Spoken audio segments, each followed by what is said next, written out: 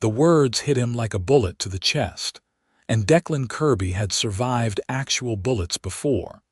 She was standing at the edge of the porch, her back half turned to him, her dark hair catching the October wind that swept down from the Colorado Rockies like a warning. The ranch stretched out behind him, golden and vast, and everything he had worked for since he was 19 years old. And none of it mattered right now. None of it mattered because Rose Ortega had just told him, in that quiet, certain voice of hers that cut deeper than any shout, that she did not believe in love. Not that she did not love him. Not that she was uncertain or frightened or needed more time.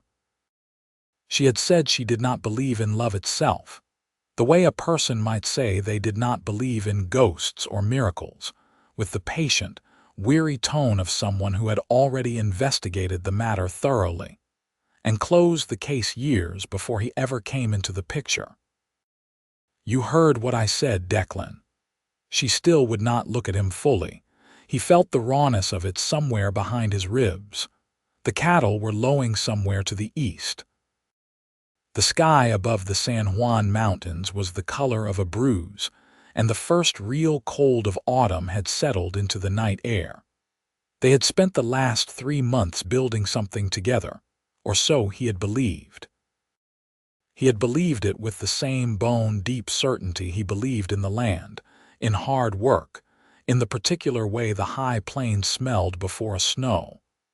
"You are telling me that everything that has happened between us means nothing," he said. His voice was steadier than he felt. "I am telling you the truth." She turned then, and the lantern light from the open doorway caught her face, and he saw it, not coldness, not indifference. He saw the controlled devastation of a woman who had decided on her answer long before she was ever asked the question, and who was now paying for that decision just as much as he was. "I am telling you so you stop building something I cannot hold up on my end." Declan Kirby was not a man who begged. He had never begged for anything in his 32 years.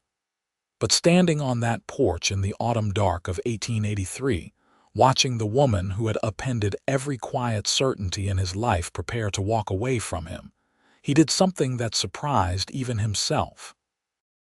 "Give me until Christmas," he said. She blinked. The wind moved between them. "I am not asking you to love me right now," he continued, his voice low and entirely serious. "I am not asking you to promise me anything. I am asking you for 6 weeks, between now and Christmas Day. Let me show you whatever it is you stopped believing in." Rose Ortega looked at him for a long, searching moment and said nothing, and the silence was the most frightening thing Declan had ever faced. It had started, the way most important things do, not with a dramatic arrival or a sudden lightning strike of fate, but with a practical problem that needed solving. The summer of 1883 had been brutal across the Colorado Territory.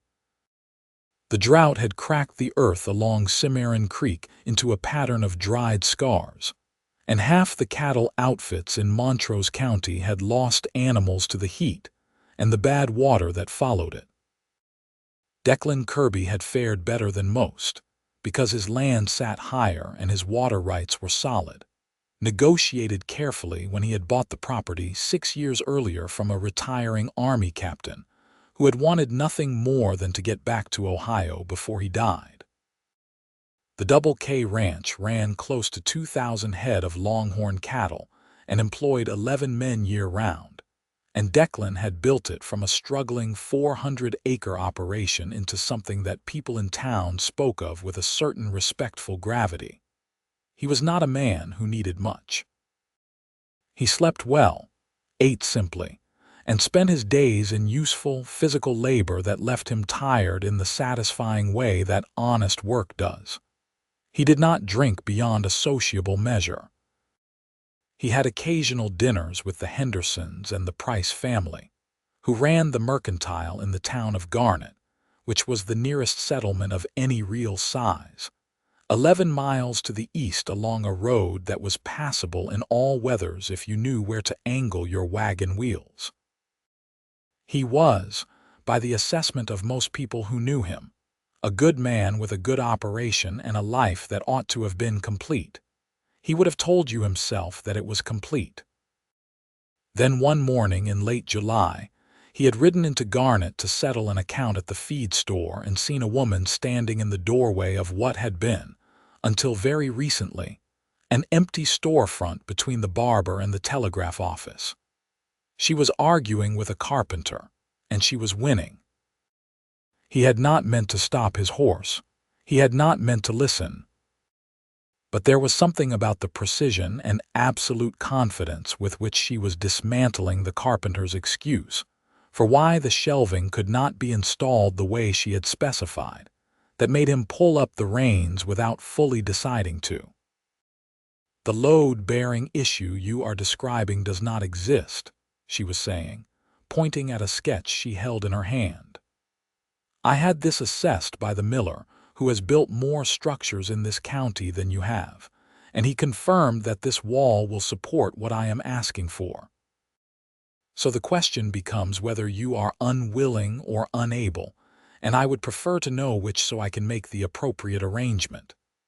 The carpenter, a red-faced man named Jem Butts who Declan had known for years, opened and closed his mouth twice before settling on. "I can do it, madam." "Good," she said. "Thursday." She turned back into the building, and Declan sat on his horse in the July dust, feeling faintly as though he had just witnessed something unusual and could not yet categorize it. He found out from Hetty Price at the Mercantile that the woman's name was Rose Ortega, that she had come up from Santa Fe by way of Durango, and that she was opening an apothecary and dry goods operation in that empty storefront. Hetty, who had opinions about nearly everything, said she seemed capable enough but terribly private, and that nobody had managed to get much out of her beyond the basic facts of her business intentions. "Does she have family in the area?" Declan had asked, with a casual tone that he suspected was not fooling Hetty Price for even a moment. "Not that she has mentioned," Hetty said, looking at him over the counter with barely concealed amusement. "She has a young woman staying with her, a girl named Celia who seems to be her assistant. Other than that, she is quite solitary." He had ridden back to the ranch and thought about the woman standing in that doorway for approximately half of the 11-mile journey, which was 4.5 miles more than was probably warranted for someone he had exchanged not a single word with. He met her properly 3 weeks later, at the opening of her store, which she had named Ortega's General Pharmacy and Supply. The whole town came, more out of curiosity than genuine need, and Declan had come because he genuinely required a particular kind of wire clamp that he had been ordering from Denver for $20 per shipment, and that Rose Ortega had, according to the printed notice posted at the feed store, stocked as a standard item. The store was immaculate. It smelled of dried herbs and fresh wood, and something clean and precise that matched the woman behind the counter, who wore a plain dark dress and had her hair pinned back efficiently, and moved through the space with the exact confidence he had witnessed during the carpenter argument. She had glass-fronted cabinets for the medicinal goods and open shelving for the dry goods and hardware, and the organization of it was so logical and thorough that Declan found himself spending 20 minutes just looking at how she had arranged things. "Are you studying the shelving or looking for something specific?" she asked from behind him, and he turned. Up close, she was not what he would have called conventionally pretty in the way the women in the illustrated magazines from back east were. Her face had strong, clear features and dark eyes that assessed him with the same directness she had applied to everything else, and she was perhaps 27 or 28, though she carried herself with a self-possession that sometimes made her seem older. She was wearing a small silver cross at her throat, and her hands were ink-stained at the fingertips in a way that suggested she kept meticulous records. "I am looking for a half-inch wire clamp, the kind used on water pipes," he said. "I was told you carry them." "I carry 3 sizes." "Come this way." She led him to a section of the store near the back, and they talked wire clamps for perhaps 4 minutes, which was a longer conversation about wire clamps than Declan had ever had with anyone. She knew what she stocked. She knew the applications. She asked 1 or 2 questions about the specific use he had in mind, and directed him to the correct size with the same calm certainty she applied to everything. "You have an unusual operation here for a town this size," he said, setting the clamps on the counter. "The size of the town is precisely why it is needed," she said. "People should not have to ride 30 miles to Gunnison for basic medical supplies and hardware." "No argument from me," he said. "Declan Kirby. I run the Double K about 11 miles west." "I know who you are," she said. "Hetty Price mentioned you. You buy your fence wire from a distributor in Denver." "I did," he said. "I imagine I will be buying it from you from now on." She met his eyes with a directness that was not flirtatious but was not cold either. It was simply level, a look that suggested she was deciding whether the information he presented was useful. "That would be a practical arrangement," she said. He paid for his clamps and walked out into the August sun, and he thought about the look she had given him for considerably longer than 4.5 miles this time. The autumn progressed, and the practical arrangement he had proposed developed naturally into something beyond business. He came into town roughly once a week for supplies and found himself lingering at the counter, first for 5 minutes, then 10, then the better part of an hour in the quieter stretches of the afternoon when the store was empty. They talked about practical things at first. The drought and its effect on the region's cattle operations. The reliability of the Denver and Rio Grande Railroad that had been pushing its narrow gauge lines through the mountain valleys over the past several years, making supply chains better for operations like his. The legal situation around water rights in the county, which was complicated and contentious, and which Rose had already researched thoroughly for her own purposes. She was sharper than anyone he had met in a long time. Not sharp in the cutting, dismissive way, but sharp like a well-honed tool, precise and useful. She had strong opinions that she stated plainly and revised openly when presented with good information. She did not posture. She did not perform interest she did not feel. She did not soften her thoughts to make them more palatable, but she also was not unkind about it. She was simply honest, in a way that Declan found increasingly rare and increasingly necessary in his days. He learned small things about her gradually. She had grown up in Santa Fe, the daughter of a Mexican merchant father and an Anglo mother, which had placed her in a particular social difficulty for most of her life, belonging entirely to neither world. Her father had taught her everything about business and accounting. Her mother had died when Rose was 17. She had worked in an apothecary in Santa Fe for 8 years before saving enough to open her own. And she had chosen Garnet after reading a survey report about growing cattle operations in the San Juan region that suggested the supporting towns would see significant growth over the next decade. She had come here with a plan, and the plan was entirely about self-sufficiency. He understood that. He had built his own operation on the same principle, that a person who did not depend on others for the basic necessities of their existence could weather most storms. But he noticed, without fully articulating it to himself yet, that Rose Ortega had extended this principle far beyond practical matters into every corner of her life. She had no close friends in Garnet, though she was professionally pleasant to everyone. She did not attend the community dances at the town hall. She worked long hours and read extensively in the evenings, and the only person she seemed genuinely close to was Celia Vance, her 19-year-old assistant, who boarded above the store and who clearly adored Rose in the uncomplicated way that young women sometimes adore capable older ones. Celia told Declan, during one of his visits when Rose was in the back checking inventory, that Rose had brought her up from Durango after her family situation had fallen apart, that she had been working in a laundry there and living in very difficult conditions, and that Rose had offered her the position with the calm practicality that was Rose's mode of doing nearly everything. "She saved my life," Celia said, simply and without drama.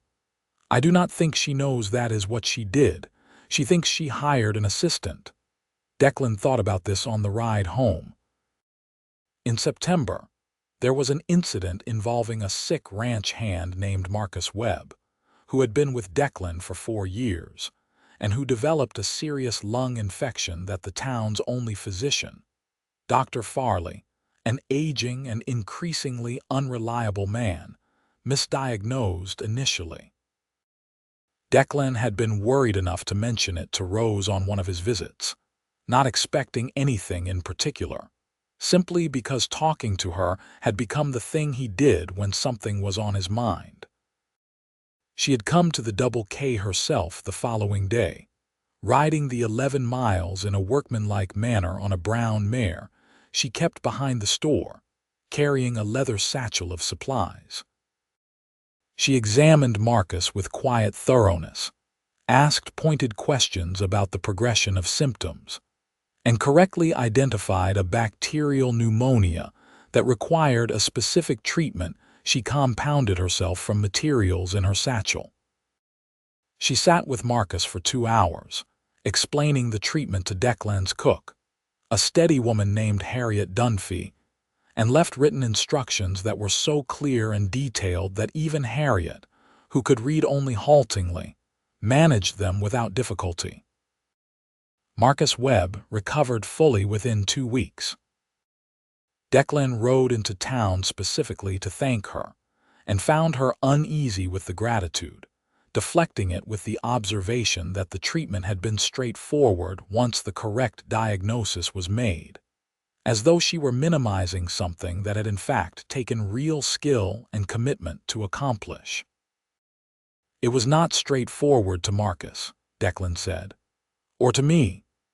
She looked at him for a moment in that assessing way she had, and then something shifted almost imperceptibly in her expression, something that was not quite a softening but was perhaps the first indication of one. "You are welcome," she said, and meant it. He began to find reasons to come into town more than once a week. He was not dishonest enough with himself to pretend the fence wire and the hardware supplies accounted for all of it. She met his increased presence with a kind of calm acceptance, and their conversations grew longer and ranged further, into history and literature, and the question of what the cattle industry would look like as the open range was increasingly fenced and regulated, a matter that occupied the thoughts of everyone in the region with any stake in the land. One afternoon in late September, she let him read a letter she had received from her father in Santa Fe. It was not a warm letter. Her father wrote about business and money, and the practical arrangements of his life with the same directness she had inherited from him, but without the underlying decency that made Rose's directness feel like respect rather than coldness. He wrote about her enterprise in Garnet with a tone that stopped just short of skepticism, as though he were waiting for it to fail.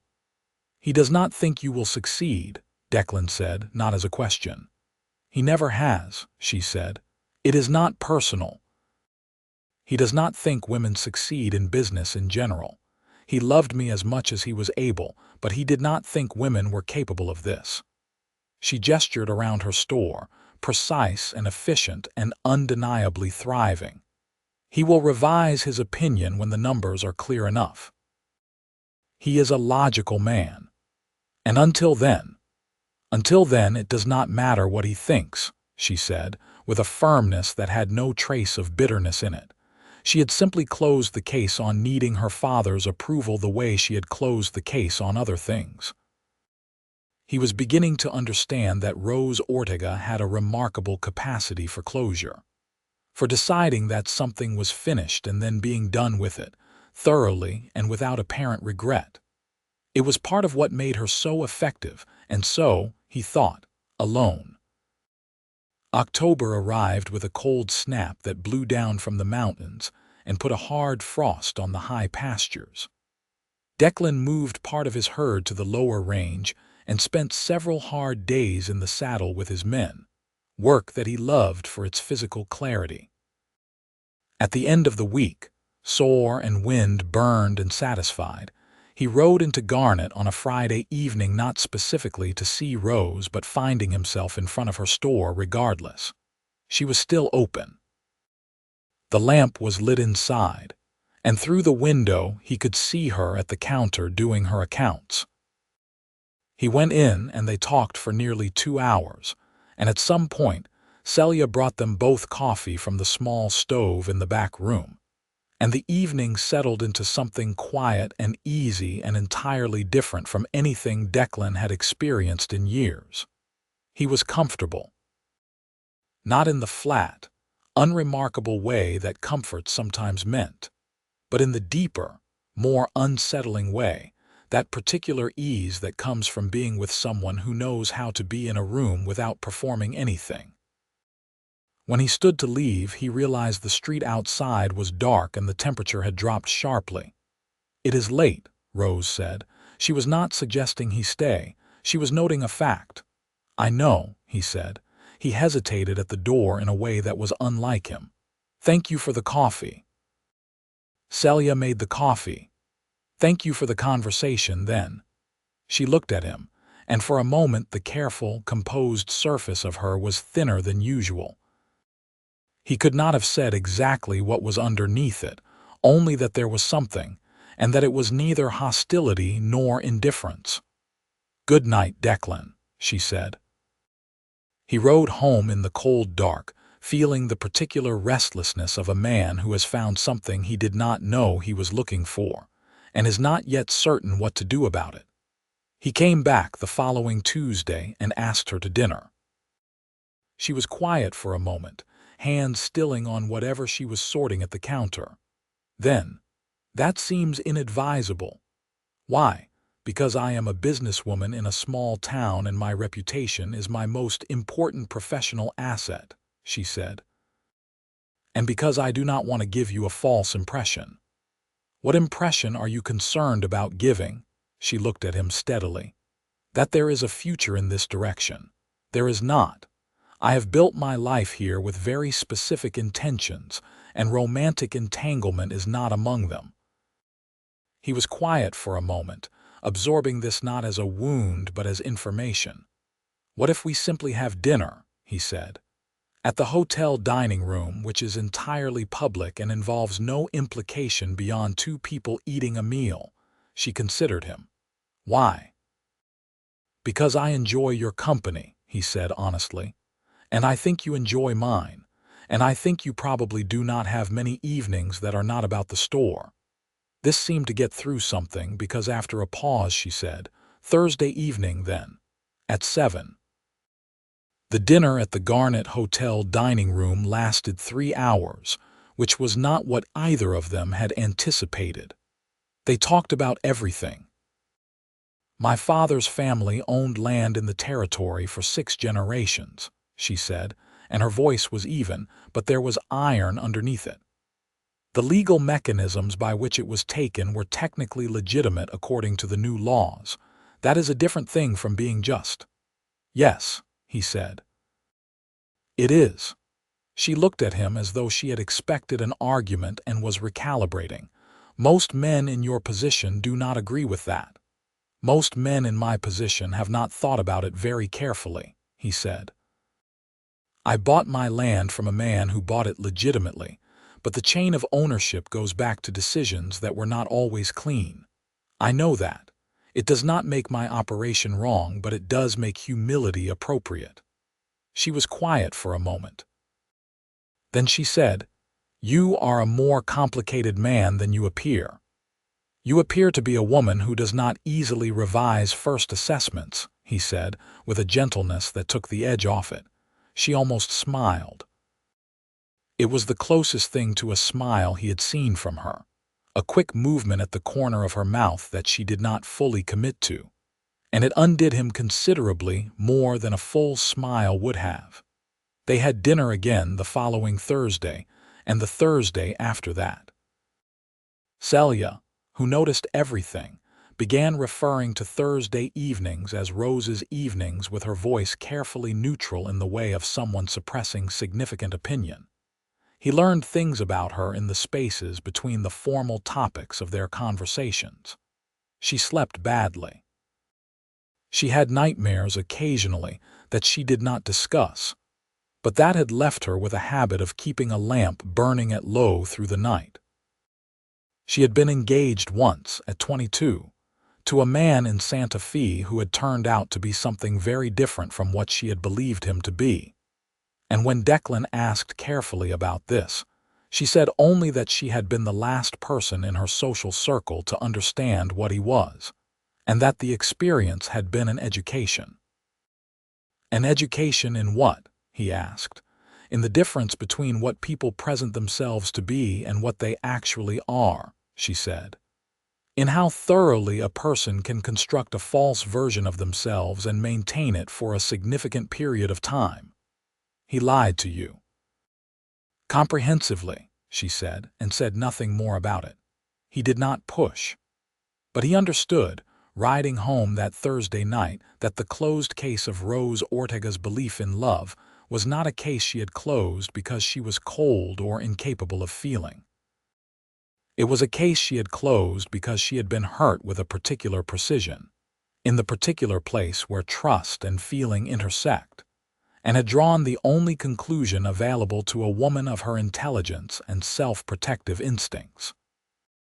She had decided that love was a construction, a story people told themselves, and that the construction was too expensive given the cost of its collapse. He thought about this through November, as their Thursday dinners continued, and the friendship between them deepened in ways that both of them acknowledged and neither of them named. He thought about it while he was riding fence lines in the cold mornings, and while he was reviewing accounts in the evenings, and while he was lying awake in the large, spare bedroom of his ranch house, listening to the wind working through the eaves. He was in love with her. He had been in love with her since approximately the Thursday in October when she had told him about the land grant injustice, and he had seen the iron and the fire underneath the composure, and possibly before that, possibly since the Thursday in September when she had sat with Marcus Webb and written out instructions careful enough to save a man's life. He was in love with her the way he had built his ranch, thoroughly and without shortcuts, and with the same bone-deep certainty. The question was what to do about it. He told her in the straightforward way that was natural to him. It was a Thursday evening in early November, walking back from the hotel through the cold, dark street with the bare cottonwood trees casting shadows on the frozen mud and the smell of wood smoke from every chimney. He did not plan a speech. He simply said what was true. "Rose, I have to tell you something." She stopped walking. She looked at him with those level dark eyes, and he thought she might already know because she was not a woman who missed much. "I am in love with you," he said. "I am not asking you to do anything about that right now. I just think you deserve to know it because I am not in the habit of hiding important things." She was very still. The cold air moved between them. A lamp in an upstairs window threw a small yellow light across the street. "Declan," she said, and her voice was careful in a way that told him she was using the precision that she normally applied to business to manage something that had nothing to do with business. "I have valued what has developed between us very much. You are the most honest and capable person I have met in this territory, but I need you to hear me when I say that I cannot give you what you are looking for. You do not know what I am looking for. You are looking for love," she said. "Returned love. A future of the kind that good men in your position look for. And I cannot give that to you because I do not believe in it, not as a failure of character, not as a temporary position, as a permanent conclusion arrived at by reasonable process. Rose, I do not say this to hurt you." Her voice, for the first time, had something unguarded in it, something that was very close to pain. "I say it because you are honest and you deserve honesty in return." It was then, standing in that cold November street, that he heard himself say it. "Give me until Christmas." She was very quiet. 6 weeks, he said. "I am not asking you to love me. I am not asking you to promise anything. I am asking you not to close this case until Christmas. Let me show you that what you have decided about love might have been decided based on one very dishonest man in your past, and not on evidence that applies to everything. You are essentially asking me to run an experiment," she said, and he could hear in her voice that this framing had gotten through something. "Yes," he said, "with me as the subject. If at Christmas you have seen nothing that changes your assessment, I will accept your conclusion and ask nothing more of you." She looked at him for a very long time in the cold dark. The lamp in the upstairs window went out. The street was quiet and still. 6 weeks, she said finally. "Until Christmas." "Until Christmas," he agreed. Neither of them defined the terms further. In some ways the lack of definition was itself a kind of courage, on both their parts, proceeding without a map into territory that was unfamiliar and possibly costly. The following week he arrived at her store on a Monday rather than a Thursday, and invited her to ride with him on Sunday to see the upper range, where he was planning to expand his operation the following spring. It was a practical invitation. He had specific things to show her and specific questions about the land that he thought her clear, analytical thinking might be useful on. But it was also simply a morning together outside the formal structure of a dinner, in the particular honesty of open space. She came. She rode well, better than he had expected, upright and capable on her brown mare. The upper range was extraordinary in the November light. The aspen stands bare now, but the mountains behind them brilliant with fresh snow. The sky the particular deep blue that came only in the high country in late autumn. "Your operation is larger than I understood," she said, looking out across the valley. 6 years of work," he said. "I bought the first 400 acres with everything I had saved since I was 19. It has grown from there. You are not from a wealthy family." "My father was a farmer in Ohio. He died when I was 16. I came west because the land was available and I understood animals and I needed something I could build with my hands." She was quiet for a moment, looking at the mountains. "You built this from nothing." "From very close to nothing," he said. "I am not unique in that. Half the operations in this county were built by men who arrived with less than I did." "That is not how it is described usually," she said, and he heard the note in her voice that acknowledged the more complicated history. "The stories about the West that go back east describe men arriving in empty land and building from scratch.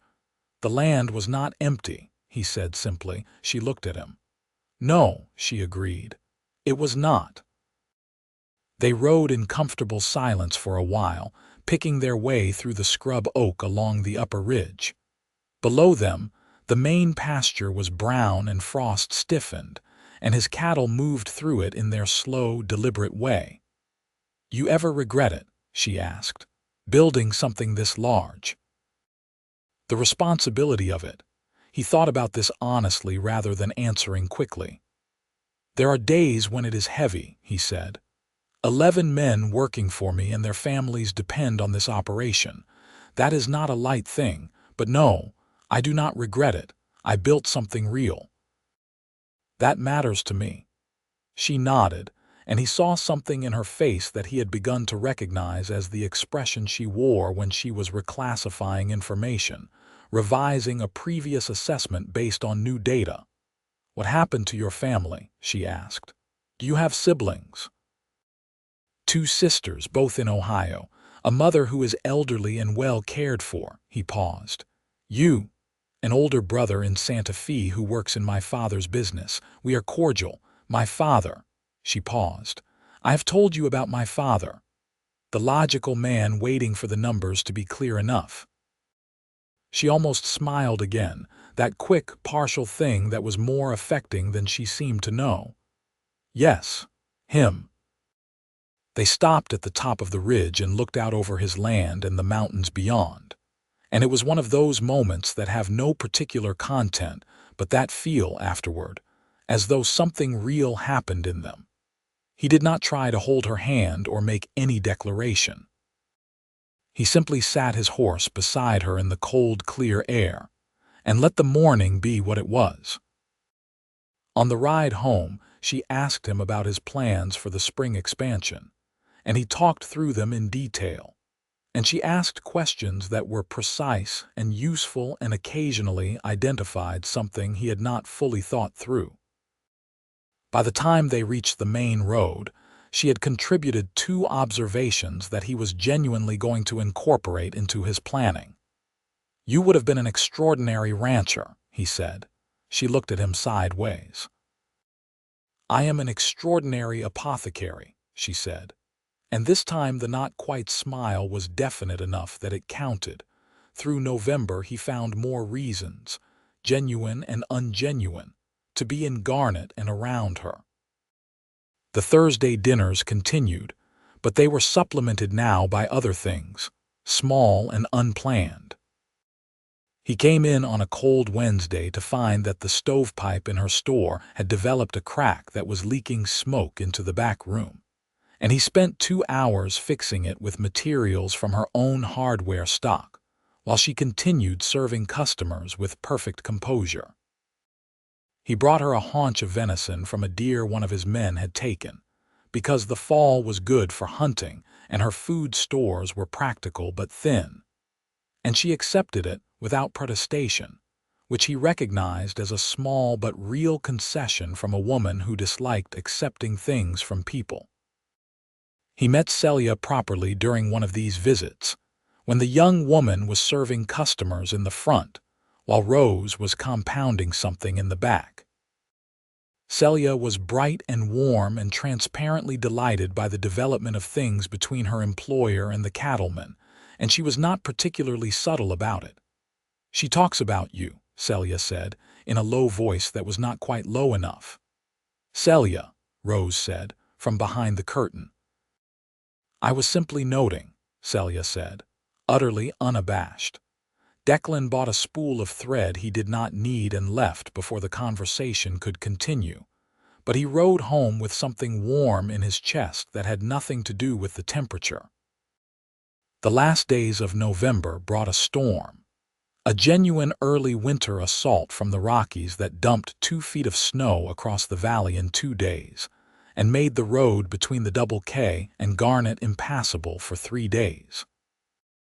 Declan spent those 3 days managing his herd through the storm with his men, driving the cattle to the protected south-facing slope where they would be sheltered, feeding from the hay reserves he had built up specifically for this kind of weather. It was hard, cold, relentless work, and when it was over and the road was passable again and he rode into Garnet on the 4th morning, he was tired in the bone-deep way that hard work leaves you. He went to the store and found Rose at the counter and said without planning to, "I am glad you are here." She looked at him. He was wind-burned and tired, and he had not said it the way a man says something romantic. He had said it the way a person says something that is simply and immediately true. "You look like you have not slept in 3 days," she said. "2," he said. "The third day I slept for 4 hours." She came around the counter and looked at his hands, which were cracked and reddened from the cold, and without comment went to the back of the store and returned with a preparation that she applied to the worst of the cracking with a directness that was entirely practical, and during which she was close enough that he could smell the clean lavender scent she kept about her. "That will help," she said, stepping back. "Thank you." She looked at him for a moment with an expression that was not precisely readable, but that was different from the careful, composed look, something more open, something that was not quite willingness but was getting in that direction. "Sit down," she said. "I will have Celia make coffee." He sat in the chair beside the counter and drank coffee and talked to her for an hour while the town moved outside the window in the white aftermath of the storm, and it was, he thought, one of the best hours he could remember in a long time. December arrived, and with it a quality of light that was specific to the high country in winter, very clear and very cold and very beautiful in the way of things that are not soft. Declan was aware with increasing urgency of the deadline he had proposed. Christmas was 3 weeks away, then 2. The experiment he had asked her to run was proceeding, but he could not fully read its results. She was warmer with him than she had been. She met his company with something that looked, increasingly, like genuine pleasure. But she had said nothing, offered no revision of her original position, and he was acutely aware that this could all end, on Christmas Day, with a quiet and entirely courteous conclusion that she had conducted the experiment and remained unconvinced. He had been thinking about her engagement in Santa Fe, the man who had been comprehensively dishonest, and he thought about it more during the long, cold December evenings in his ranch house. He understood now that what Rose Ortega had lost at 22 was not just a man but a belief in her own ability to accurately perceive other people. She was a woman who prided herself on clear assessment, on seeing things as they were rather than as she wished them to be, and the experience of being so thoroughly deceived had been not just a heartbreak, but an attack on the thing she trusted most in herself, her own judgment. When she said she did not believe in love, she was saying, underneath the words, that she did not trust herself to believe in a person. He spent a long time thinking about how to address this, and eventually arrived at the conclusion that the only thing worth doing was exactly what he had been doing, being entirely and unfailingly honest, even when honesty was costly, and letting her see it. He had not made promises he could not keep. He had not performed warmth he did not feel. Every conversation they had, every moment of his company he had offered her, had been genuine. He was not trying to construct an impression of himself. He was simply himself, without edit. And so, on a Saturday morning 2 weeks before Christmas, when the sky was the specific heavy gray of a Colorado winter preparing to snow, he did the thing that had been quietly resolving itself in his mind for several weeks.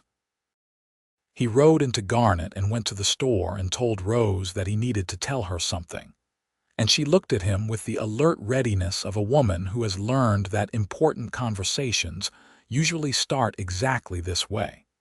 He told her about his finances, not in a boastful way, not as a performance of stability.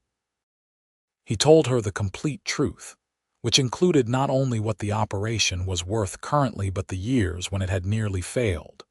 The drought of 1879 that had killed 300 head and put him so deeply in debt that he had seriously considered selling and returning to Ohio.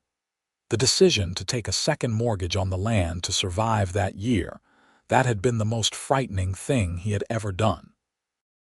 "I tell you this," he said, "because I have been thinking about a man you trusted who was not what he presented himself to be, and I want you to know that I am not presenting you with only the good parts.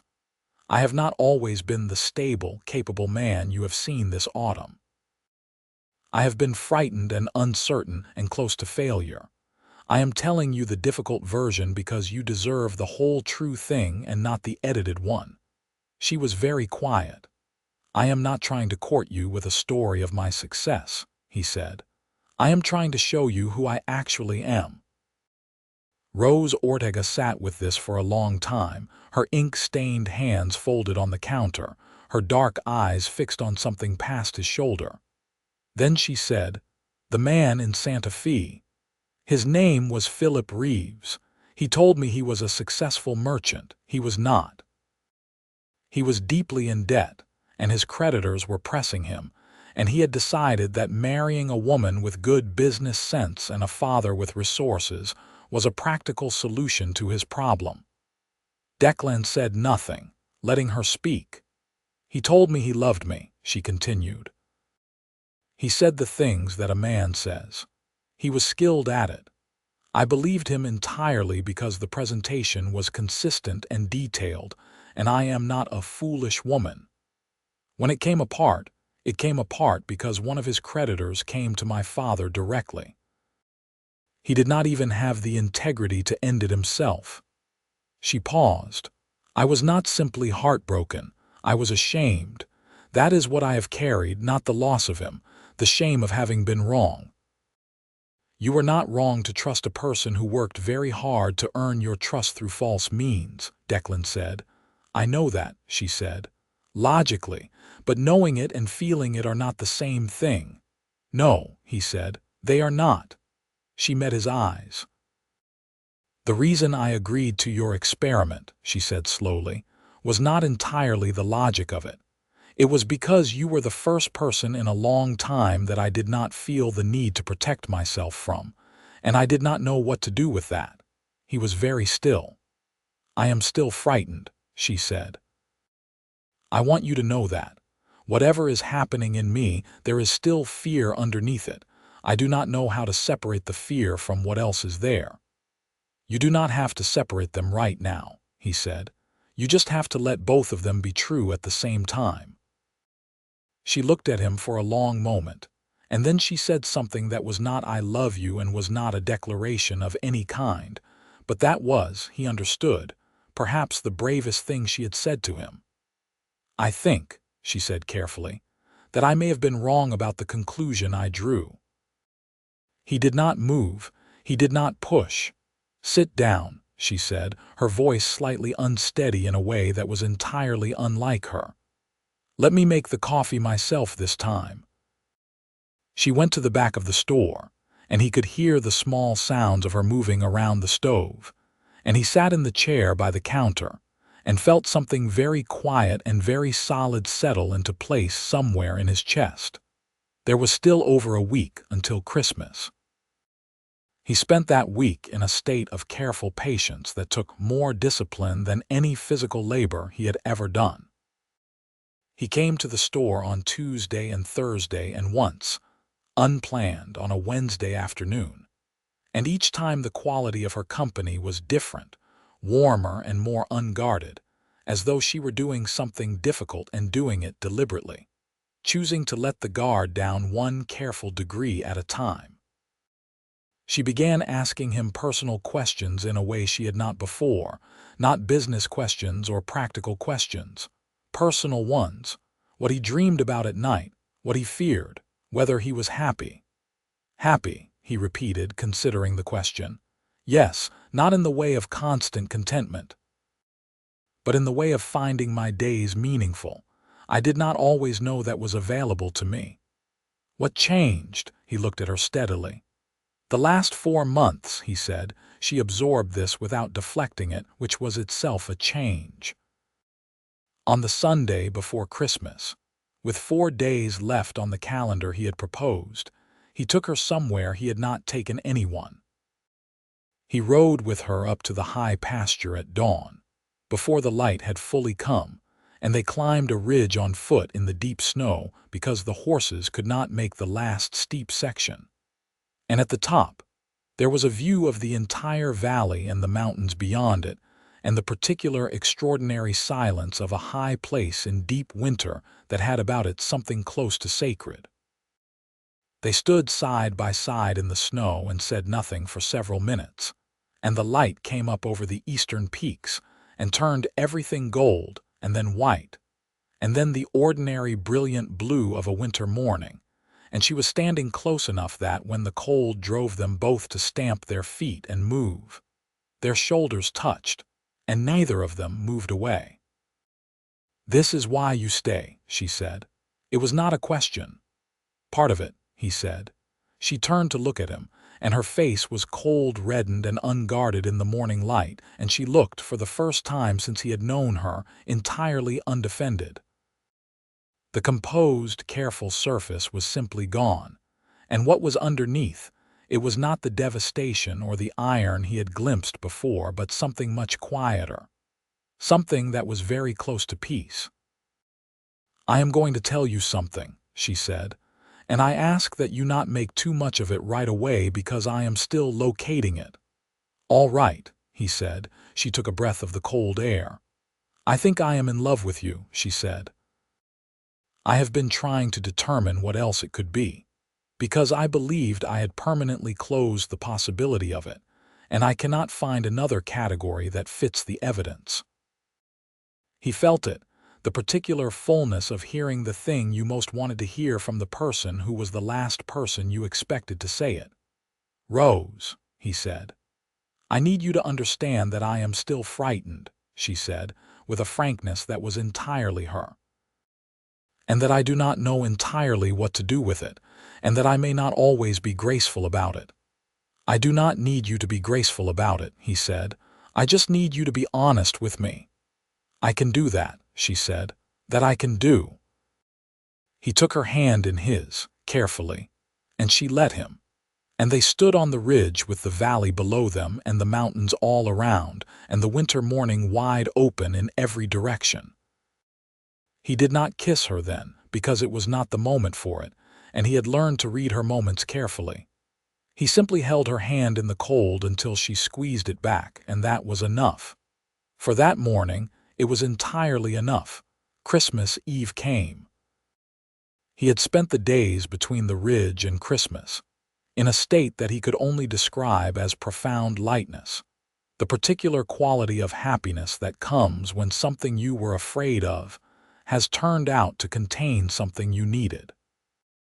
He had work to do, always work, and the early winter brought the specific demands of a cattle operation in cold weather, checking the water sources that could freeze, managing the feed, ensuring the sheltered pastures were sufficient. But underneath the work there was a steadiness that had not been there before, a certainty that had nothing to do with the ranch and everything to do with a woman 11 miles east who was, it turned out, capable of loving him. She had been, he thought, in the process of falling in love with him for much of the autumn, which was why she had been so necessary about it at the end of October. She had felt it coming and tried to end it before it could complete itself, the way you might try to stop a fire before it takes hold. What she had not accounted for was that love, the real kind, does not simply stop because you have decided that it should. On Christmas Eve afternoon, he rode into Garnet with a small package wrapped in brown paper that he had taken considerable trouble over and that he hoped would convey the right thing without conveying too much of it too quickly. The store was closed for Christmas Eve, but the lamp was lit upstairs where Rose and Celia had their living quarters, and when he knocked on the side door, she came down and let him in, and she was wearing a deep red dress he had not seen before, and her hair was down in a way she never wore it during business hours, loose and dark over her shoulders, and he stood in her doorway trying to maintain his composure and doing a mediocre job of it. "You look remarkable," he said. She looked at the package he was holding. "You brought something." "It is Christmas Eve," he said. She stepped back to let him in, and they went upstairs to the small parlor where Celia had decorated with pine branches and a few paper ornaments, and where a fire was going well in the iron stove. Celia was there, enormously pleased with herself about the dress Rose was wearing, and she stayed for 20 minutes before finding a reason to be somewhere else, with the precise social awareness of a young woman who understood the situation clearly. Rose opened the package carefully, not tearing the paper but folding it back with the methodical precision she applied to everything. Inside was a small book, a collection of poetry by Emily Dickinson, published in 1890, which he had ordered from a bookseller in Denver at the beginning of November. He had inscribed it inside the cover in his careful, unpracticed handwriting, for someone who knows how to think clearly and is learning again to feel freely.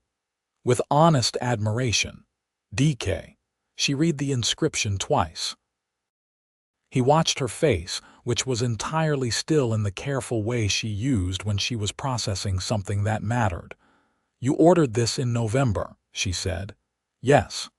Before I had said anything that would suggest. "Yes," he said. She looked up at him.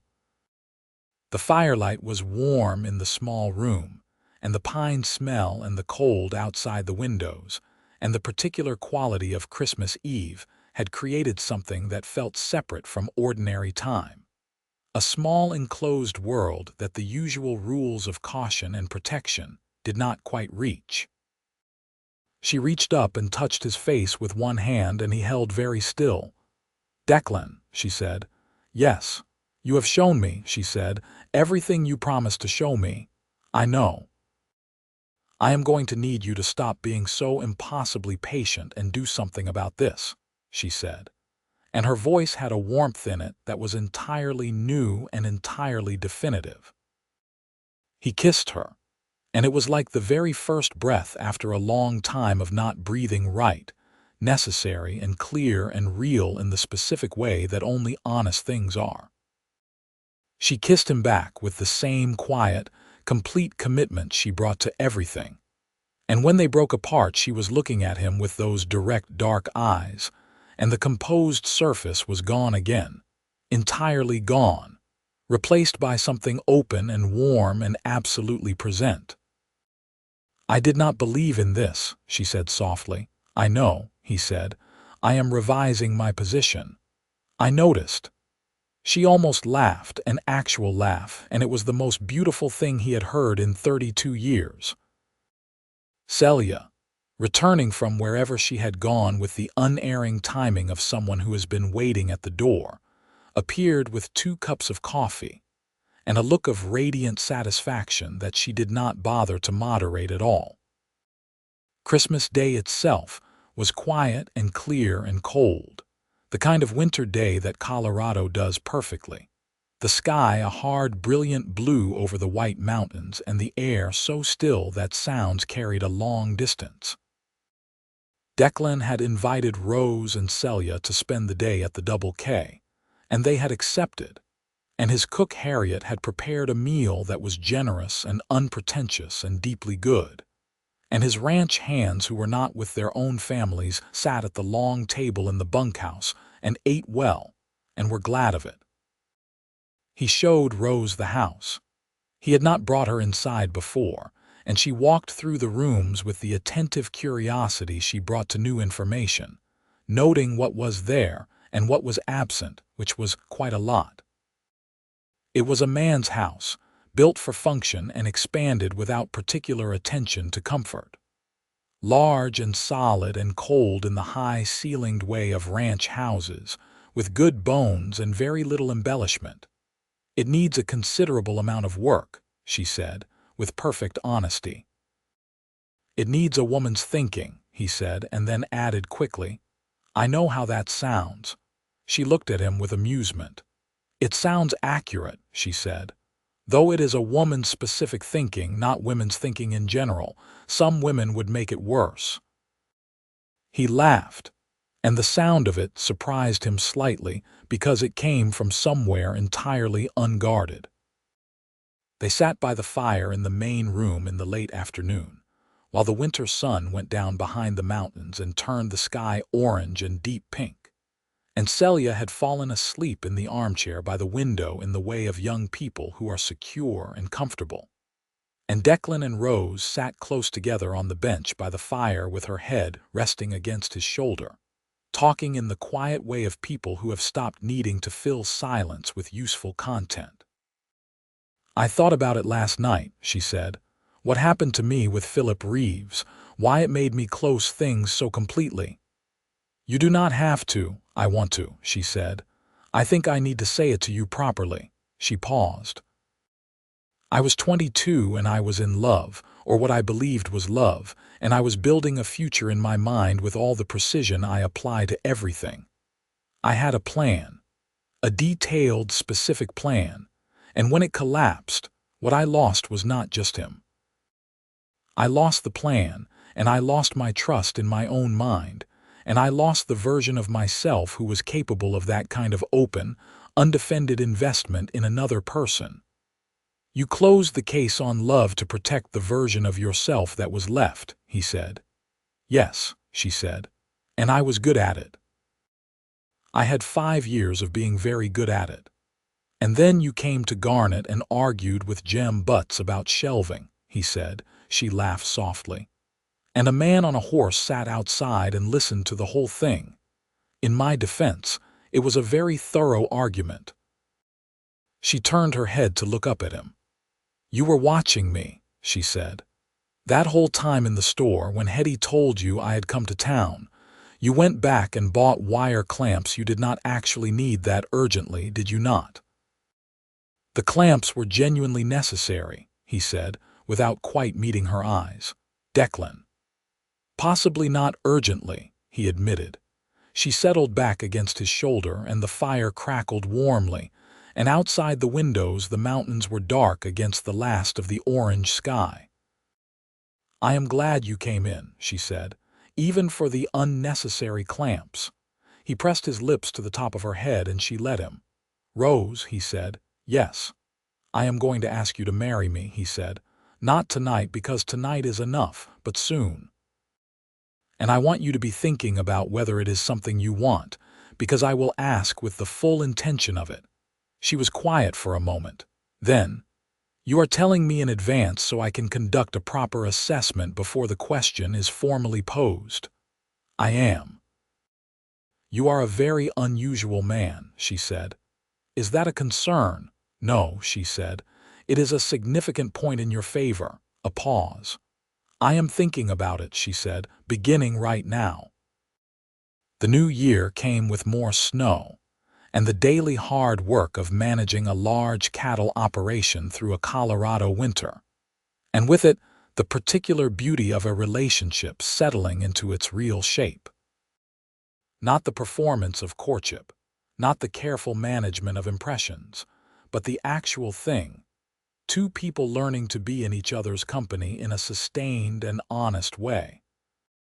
Rose continued to run her store with the same precision and capability she had from the start, and it was genuinely thriving. Her reputation as both a supplier and an informal medical resource had spread through the county, and people came to Garnet specifically for Ortega's pharmacy in a way that was affecting the town's overall economic health. The doctor, old Farley, had begun consulting her on difficult cases, though he did not always phrase it as a consultation, and she extended him the professional grace of appearing not to notice. Celia was blooming in the security of the life Rose had built around her. She was learning the business methodically, and had begun showing a real aptitude for the accounting side, which Rose encouraged with the practical generosity of a woman who understood that capable people should be given useful things to do. Declan came into town on Tuesday and Thursday and Sunday now, and occasionally on unplanned days, and sometimes he stayed for the evening, and sometimes he rode back to the ranch in the dark and the cold and did not mind it, because the 11 miles home from her had become one of his favorite rides, full of a particular contentment. He asked her to marry him on a Thursday evening in the middle of January, in the store after closing, with no particular staging, and no borrowed ring and no speech. He had a ring that had been his grandmother's, a simple gold band with a small stone that his mother had sent him at Christmas 2 years ago with a note that said she thought he might be needing this soon. And he had thought his mother was wrong, and then thought she was possibly right, and then known she was absolutely right. He said, "Rose Ortega, you are the most honest and most capable and most interesting person I have ever known. I would like to spend the rest of my life with you, and I would like that to be entirely clear and officially stated. Will you marry me?" She looked at the ring and looked at him and was quiet for approximately 30 seconds, which felt like somewhat longer. "I completed the assessment," she said. "And the answer is yes," she said. "The answer has been yes for about 3 weeks, but I was being thorough." He put the ring on her finger, and she looked at it with the same focused attention she gave to any new development.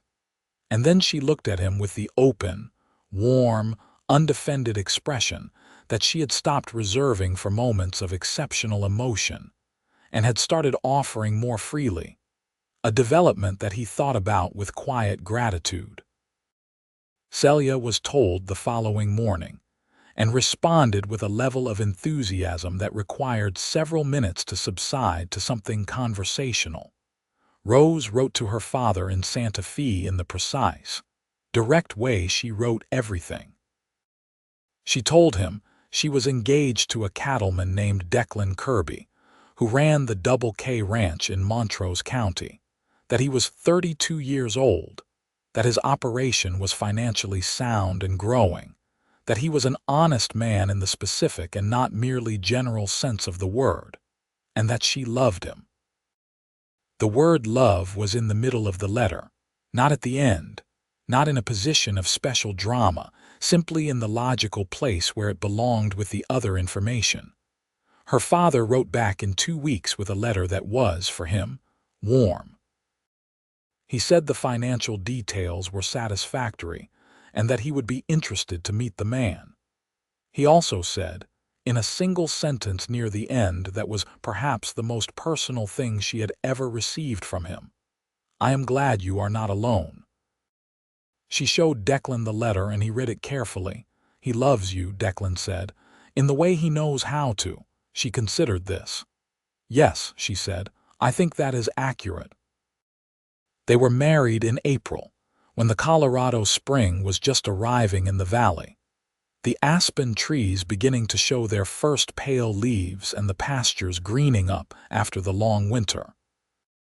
The ceremony was at the small church in Garnet, performed by the Reverend Cross, a modest, decent man who had been in the territory for 15 years, and who performed the service without ornamentation, which suited both of them perfectly. Rose wore a dress the color of cream with small embroidered details at the cuffs and collar that Celia had worked on for 2 months, and that was, Declan thought when he saw her come through the church doors on her brother's arm, the most beautiful thing he had ever seen in his life, and the least of the reasons why. Her brother Thomas had made the journey from Santa Fe, a quiet, thoughtful man who looked like their father, and had the warmth that their father kept more carefully contained. Her father had sent a letter and a generous wedding gift, and his genuine regards, and explained that his health made the travel difficult, which was true and also a slight evasion, and which Rose accepted with the equanimity of a woman who had spent a lifetime loving an imperfect parent to the extent that was possible. Declan's 2 sisters had come from Ohio, and they were both delighted and not at all subtle about their delight, which produced in Declan the particular combination of gratitude and mild embarrassment that sisters reliably produced. After the ceremony, which was attended by most of Garnet and a considerable number of people from the surrounding ranches and farms, there was a gathering at the town hall that was not quite a dance and not quite a dinner party but something of both, with food that reflected the various traditions of the people who lived in the county, and music from 3 fiddlers and a man with a banjo who played with more enthusiasm than precision, but with great goodwill. At one point in the evening, Declan found himself standing at the edge of the room watching Rose talking to his sister Clara and her husband.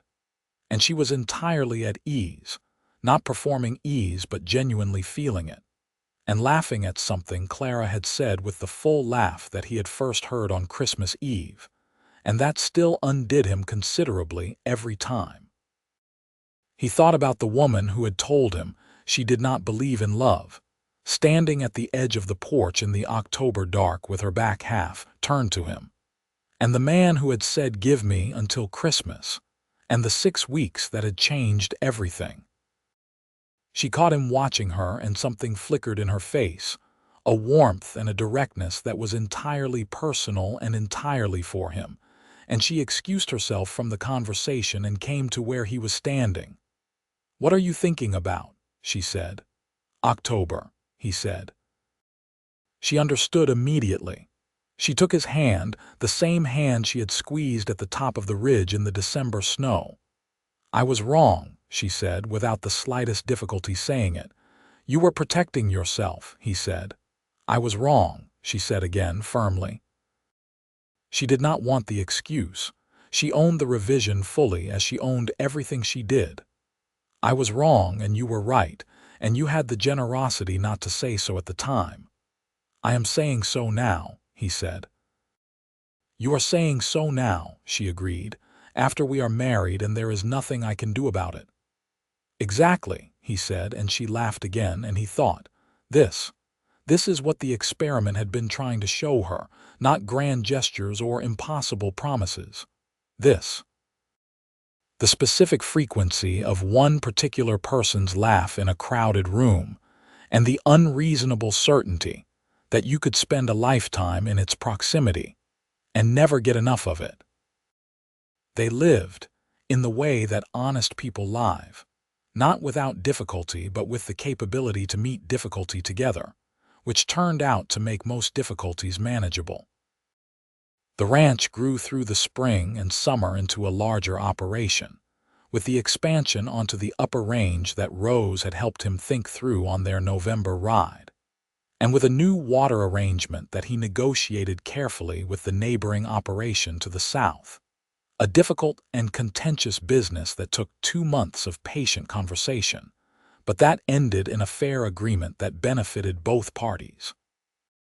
Rose had been invaluable in the negotiations, not directly, but in the evening conversations beforehand when he thought through the positions, and she asked the questions that identified where each party's actual interests lay beneath their stated positions. "You understand this the way a lawyer would," he said after one of these conversations. "My father is a merchant," she said. "I grew up watching him negotiate. The principle is always the same. Find what the other person actually needs and see whether you can give it to them while also getting what you need.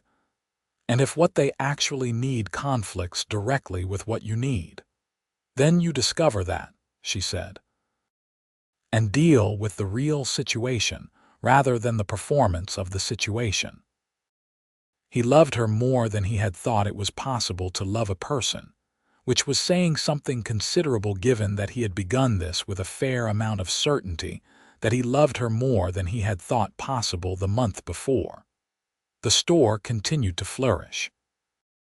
Rose hired a second assistant in the autumn, a young man named Roy Garrett who had some medical training and who could handle the pharmacy side reliably enough to give Rose more flexibility. She was considering, she told Declan one evening, whether to open a second location in the larger town of Montrose about 30 miles west. "That would require you to be away from here periodically," he said. "Yes," she said. "Does that concern you?" He thought about it honestly. "It would require adjustment," he said. "I would not like the nights when you are not here, but it is your work and it is important, and I would not ask you to make it smaller for my convenience." She looked at him with the particular expression that meant she was appreciating something he had said in a way she was not going to state directly. "It is probably 3 or 4 years away in any case," she said. "I want the Garnet operation to be fully stable before I expand." The autumn of 1884 arrived, and with it the first anniversary of that October evening on the porch. Declan marked it privately and then, on the actual evening, said to Rose over supper, "A year ago today you told me you did not believe in love."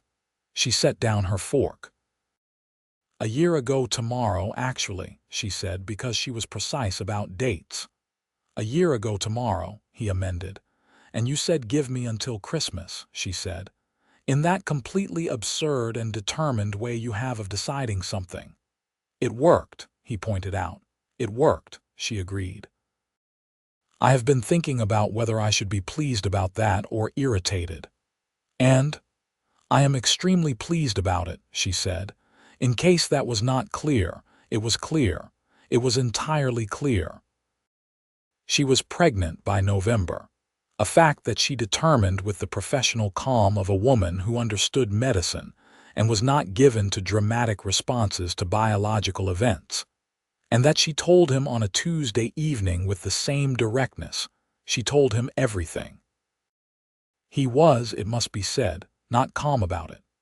He was extraordinarily, entirely, unreservedly glad, in a way that expressed itself first as silence, and then as the slightly stunned expression of a man who had received news too good to process quickly. "You are going to be a father," she said, watching him. "I know," he said. "I am working through it." "Take your time," she said with affection. He kissed her with a tenderness that seemed to surprise even him. Her father came from Santa Fe in February, the trip less difficult than he had claimed, she suspected, because he had wanted to see for himself. He was a smaller man than Declan had imagined, compact and precise, with Rose's eyes and a formal dignity that was not coldness, but was not easy warmth either. He and Declan sat together in the main room of the ranch house on the first evening, while Rose was in the kitchen with Celia and Harriet, and conducted the kind of conversation that two careful men have when they are both trying to make an accurate assessment. "She is well," her father said eventually. It was not a question and not quite a statement. It was the sound of a man who had been worried about the answer. "She is," Declan said. "She is better than well. She is exactly what she should be." Her father looked at him steadily. "She was hurt before," he said. "That Reeves business, she did not tell me the extent of it for 2 years. I could have handled it better." A pause. "Her mother would have known how to manage it. I did not." "She is all right," Declan said. "Whatever she was before, she is all right now." Her father nodded once, with the particular economy of a man who does not make large gestures. "Good," he said. Over the 3 days of the visit, something between the two men developed that was not quite warmth, but was genuine respect. And between the father and daughter, something shifted slightly. Some long-standing guardedness on both sides yielding slightly to the fact of the changed circumstances. Rose was happy, and her father could see it, and it was not the performance of happiness that a clever woman can maintain but the real, bone-deep version, and he revised his assessment accordingly. The baby was born in June of 1885. A boy, sturdy and loud and entirely present in the way that healthy infants are. They named him James Ortega Kirby, the middle name chosen by Rose with the quiet precision of a woman who had decided that her father's family name would continue in her children's names regardless of the conventions that said otherwise. Declan agreed without hesitation. James was red-faced and indignant in his first weeks, and then resolved into a calm, alert infant who watched everything with the focused attention of his mother, and who, Declan observed with deep satisfaction, showed signs of an equable temperament. Harriet Dunphy, who had not been openly emotional in the 4 years Declan had known her, cried when she held him, and then looked extremely irritated with herself about it. And Rose thanked her gravely and tactfully ignored the tears. Celia was a besotted aunt figure from the first day, and Rose let her be, understanding that the security of someone else's love is not a diminishment of one's own. The ranch in the summer of 1885 was beautiful in the way of working places that are well tended and fully alive, the cattle fat on the good summer grass, the buildings solid and increasingly comfortable, as Rose had systematically improved the ranch house with the same methodical intelligence she applied to everything. The kitchen had been reorganized entirely, and there were curtains at the windows now that were plain but precisely right, and the main room had been furnished with the specific eye of a woman who preferred useful beauty to decorative excess. Declan watched her sometimes in the evenings, when she was nursing James by the fire with a book open beside her that she was reading in the 10-minute intervals he allowed. And he thought about the October evening a second time, the third time, the 10th time over the years, the way important moments become touchstones, and he felt the same thing every time. Gratitude of a very particular and profound kind. For his own decision to say what he had said instead of walking away with his dignity intact, for her decision to say yes to the experiment, for the 6 weeks of the bet that had cost him nothing and had turned out to contain everything. She looked up and found him watching her, as she frequently did. "What?" she said. "Nothing," he said. She knew it was not nothing. She had a very accurate sense of when he was in the grip of something sentimental, a phenomenon she found both slightly bemusing and entirely acceptable. "You are thinking about the October porch," she said. "I think about it often," he said honestly. She was quiet for a moment, looking at their son who had fallen asleep against her. "So do I," she said. "I think about who I was that evening and what I was protecting myself from and how certain I was." A pause. "I was so certain." "You were wrong," he said, gently and with the fullness of having been proven right. "Entirely wrong," she said, and looked up at him with the expression that was still, 2 years on, the most precisely beautiful thing in his life. "I have rarely been so glad to be wrong." Only the asking, only the 6 weeks, only the willingness on both their parts to proceed without a map into territory that was unfamiliar and possibly costly, and that had turned out to contain, on its other side, everything worth having. Rose pressed her lips to James's sleeping head and then looked up at the mountains through the window. "I was thinking," she said, in the practical tone that usually preceded something that was not entirely practical, "that we might consider a trip to Santa Fe next spring. Father is not young, and I would like James to know him." "I think that is a good idea," Declan said. "You do not have to come," she said. "The ranch, I want to come," he said. "I want to see where you grew up. I want James to know his grandfather. I want to meet the city that made you." She absorbed this. "It also broke several things," she said carefully. "Then I want to see those things too," he said, "all of it, the complete version." She turned to look at him, and her eyes were bright in the firelight with something that was not quite tears but was in that territory. "Declan," she said. "Yes."